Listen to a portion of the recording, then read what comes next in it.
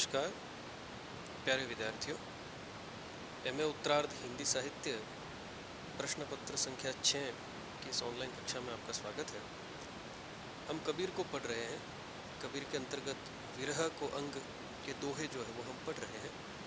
दोहा संख्या 36 तक हमने पिछली वीडियो में देखा था और हम ये देख रहे हैं कि किस प्रकार कबीर जो है वह विरह की अवस्थाओं को स्पष्ट करते हुए आत्मा का परमात्मा से जो विरह है और उस विरह से कैसे मुक्ति मिल सकती है, वह विरह कैसा घनीभूत होना चाहिए कि अंततः हमें परमात्मा की प्राप्ति हो जाए, और जो इस आत्मा का जीवात्मा का लक्ष्य है कि इसे जन्म और मरण के बंधन से मुक्त होना है, वह उसे प्राप्त हो सके। इसी संदर्भ में आगे देखिए दोहा संख्या जो है 37। हो बिरहा की लाकड़ी समुझी समुझी धुधुआऊं, छूटी पड़ो या बिरह ते जे सारी ही चली जाऊं। हमने पहले भी देखा था कि कबीर किस प्रकार जो है वह अलग अलग प्रतीकों के माध्यम से, अलग अलग उदाहरणों के माध्यम से जो है जीवात्मा के विरह की स्थिति को स्पष्ट कर रहे हैं।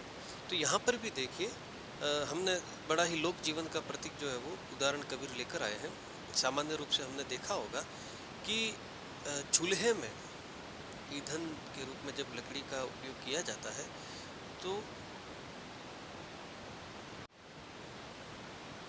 तो हम देखते हैं सामान्य रूप से कि कोई ऐसी लकड़ी उसमें आ जाती है जो पूरी तरह से सूखी हुई नहीं होती है, तो वो बहुत अधिक धुआं करती है और उस धुएं से जो है वो खाना बनाने वाले से लेकर आसपास के परिवेश को लेकर बड़ी समस्या उत्पन्न हो जाती है। अब देखिए इसको आधार बनाकर कबीर क्या कह रहे हैं, हो विरहा की लाकड़ी। संत कबीर कहते हैं कि ये जीवात्मा विरह की लकड़ी के समान हो गई है।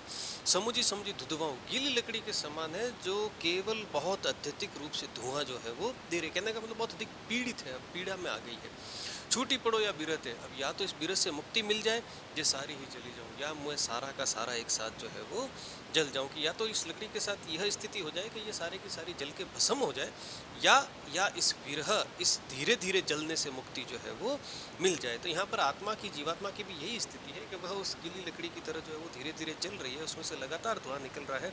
न तो वह बुझ पा रही है, न पूरी तरह से जलकर समाप्त हो पा रही है। तो इस पीड़ा में लगातार उसका जीवन व्यतीत हो रहा है, इस विरह में वह लगातार पीड़ित हो रही है। और पीड़ित होते हुए, विरह में दुखी होते हुए वह बार बार जो है वो प्रभु श्री राम से या परमपिता परमेश्वर से यह अनुग्रह निवेदन कर रही है कि आप मुझे इस पीड़ा से मुक्ति जो है वो दीजिए।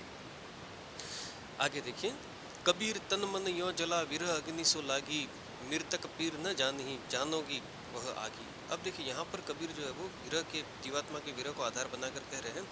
संत कबीर कहते हैं कि इस विरह रूपी अग्नि में तन और मन इस तरह से जल गया, विरह अग्नि सो लागी, इतनी भयानक वह अग्नि लगी, मृतक पीर न जाने, कि जीवात्मा लगभग मृत प्राय हो गई, मरने जैसी हो गई।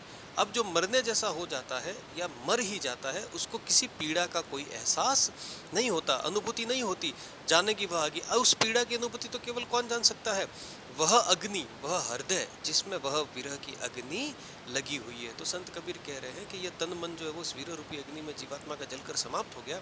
समाप्त होने के बाद किसी भी पीड़ा का जो है वो एहसास नहीं हो पाता।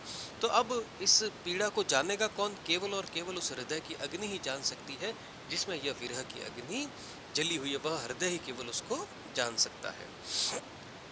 आगे देखिए दोहा संख्या 39। विरह जलाई मैं जलो, जलती जल हरी जाओ। देखिए बहुत अच्छी बात कबीर कह रहे हैं। मोह देखा जर हरी जले संतो कहाँ बुझाओ। बड़ी सुंदर और सरल बात संत कबीर कह रहे हैं। जल हरी का मतलब जलाशय, तालाब। विरह जलाई मैं जलो, संत कबीर कहते हैं कि जीवात्मा कह रही है कि प्रभु मुझे विरह में जला रहे हैं और मैं जल रही हूँ, और जलते जलते इतनी पीड़ा में जलती जर हरी जाऊँ। मैंने सोचा कि क्यों ना जो है वो जलाशय में चली जाऊं, तालाब में चली जाऊं और वहां जाकर अपने विरह की तपन, विरह की अग्नि बुझा लूं। मौत देखा जर हरी जले, मैंने देखा कि तालाब तो स्वयं जो है वो विरह की अग्नि में जल रहा है। संतो कहाँ पर जाऊँ, हे संतो तुम ही बताओ मैं इस विरह रूपी अग्नि को कहाँ पर जाकर बुझाऊं। कहने का तात्पर्य यह है कि संपूर्ण सृष्टि जो है वह परम पिता परमेश्वर के विरह में उद्विग्न है, जल रही है। हर कोई जो है वो अपनी मुक्ति की कामना कर रहा है, तो कहीं पर भी इस विरह की अग्नि से मुक्ति मिल पाना संभव नहीं है। केवल और केवल कौन मुक्ति प्रदान करेंगे, प्रभु श्री राम मुक्ति प्रदान करेंगे, परम पिता परमेश्वर मुक्ति प्रदान करेंगे। आगे देखिए, पर्वत पर्वत में फिरा नैन गवाए रोई, सो बूटी पाऊ नहीं जाते जीवन हुई। अब देखिए यह प्रसंग जो है वो पर्वत से बूटी लाने का रामायण का प्रसंग हम सब जानते हैं।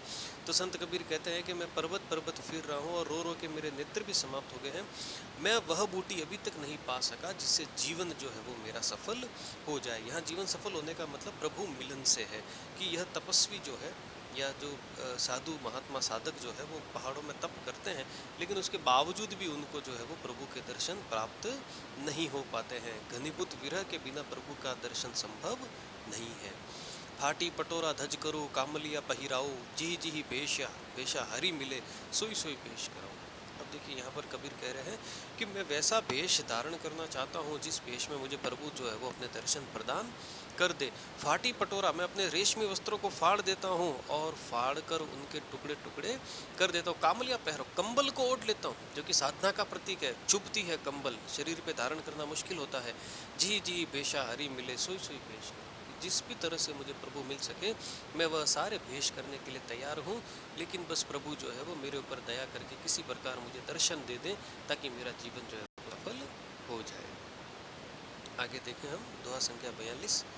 नैनन हमारे बावरे चिन चिन लोरे तुझ, ना तू मिले न मैं सुखी ऐसी वेद कुछ। अब देखिए यहाँ पर जो है वो बावरे का मतलब उत्सुक होना, लोरे का मतलब नेत्रों से लगातार आंसू बहते रहना, जो है वो पीड़ा में रहना। नैन हमारे बावरे, संत कबीर कहते हैं कि हे प्रभु आपके दर्शन की प्रतीक्षा में मेरे नैन तो बावले हो गए हैं, पगले हो गए हैं। चिन्ह चिन्ह लोरे तुझ, बार बार आपको देखने के लिए, हर पल आपको देखने के लिए उत्सुक होते हैं, ललायित होते हैं। ना तो मिले ना मैं सुखी, ना आप मुझे मिलते हैं ना मैं सुखी हो पाता हूँ, ऐसी वेदना, ऐसी मेरे जीवन की वेदना हो गई है, पीड़ा हो गई है। अब आप ही बताइए ऐसी स्थिति में मैं क्या करूँ। आगे देखिए दोहा संख्या 43, बड़ी सुंदर बात इसमें कबीर ने कही है। भेरा पाया सरब का, भेरा का मतलब बेड़ा, बेड़ा का मतलब जहाज, जहाजों का समूह।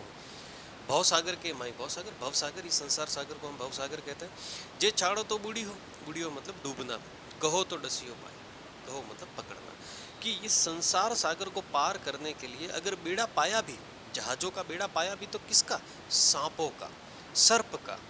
अब हम कल्पना कर सकते हैं कि हमारे पास जो है वो, हम किसी जहाज में बैठे हुए हैं, किसी जलयान में बैठे हुए हैं, भयानक सागर के बीच में हम चल रहे हैं और वो सारा का सारा बेड़ा जो है, वो सारा का सारा जलयान जो है या जहाज जो है वो सांपों से भरा हुआ है।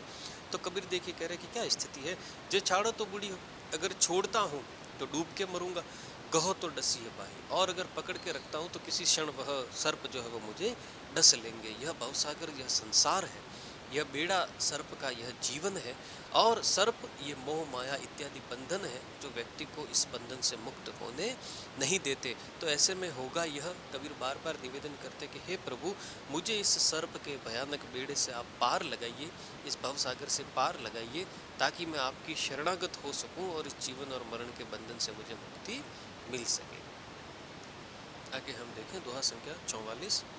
रहना दूर बिछोहिया, रहू रे शंख मझूरी, देवली देवली धाहड़ी, देसी उगे सूरी। यहाँ शंख का मतलब शंख से है, जो पूजा के समय जो है वो आरती के समय मंदिरों में बजाया जाता है। तो देखिए यहाँ कबीर जो है वो संदर्भित अर्थ है थोड़ा कह रहे हैं। रहना दूर बिछोहिया के हे शंख चाहे तो रात्रि में अपने प्रिय समुद्र से दूर हो गया है, मंदिर से दूर हो गया है, रहू रे शंख मझूरी, लेकिन तू शांत रहे, तो अपने धैर्य को मत छोड़। देवली देवली धाड़ ही, जैसे ही पुनः मंदिर में शंख घंटियाँ बजने लगेगी, सूर्योदय हो जाएगा, देसी उगी सूर्य, सूर्य सूर्य मतलब सूर्य, सूरज उग जाएगा, तो वापस तो मंदिर में जाकर ध्वनि जो है वो करेगा। तो इसके माध्यम से कबीर है ना ये चाह रहे हैं कि अंधकार में यह जीवात्मा भी अपने लक्ष्य रूपी परमात्मा से दूर हो गई है, मुक्ति रूपी परमात्मा से दूर हो गई है। जैसे ही ज्ञान रूपी सूर्य का उदय होगा, जो किस कैसे उदय होगा? गुरु की कृपा से उदय होगा, वैसे ये जीवात्मा पुनः परमात्मा में जाकर समाहित हो जाएगी। इसलिए हे जीवात्मा, जब तक प्रभु नहीं मिलते हैं तब तक तो अपने धैर्य को विचलित मत होने दे। और अंत में जो है वो इस विरह के अंग का अंतिम दोहा हम देखते हैं। सुखिया सब संसार है, खाए अरु सोवे, दुखिया दास कबीर है, जागे अरु रोवे। बड़ी सामान्य बात है लेकिन बहुत मार्मिक बात है। संत कबीर कहते हैं कि ये सारा संसार बड़ा सुखी है जो खाता है और सोता है, दुखी तो केवल एक दास कबीर ही है जो न तो कुछ खाता है और न जिसे निद्रा आती है। कहने का तात्पर्य है कि वह तो लगातार प्रभु के विरह में पीड़ित हूँ, दग्ध हूँ, दुखी हूँ, न जाने प्रभु मुझे कब अपना दर्शन प्रदान करेंगे और कब जो है वो इस जीवन और मरण के बंधन से मेरी मुक्ति हो पाएगी। तो इस प्रकार कबीर के पद कबीर का सुमिरन को अंग और कबीर का विरह को अंग हमने देखा। कबीर जो है वो हमारे यहीं पर जो पूर्ण होते हैं, कबीर की काव्य जो हमारे पाठ्यक्रम में था। अगले वीडियो में हम नए कवि का नए शीर्षक का आरंभ करेंगे। धन्यवाद।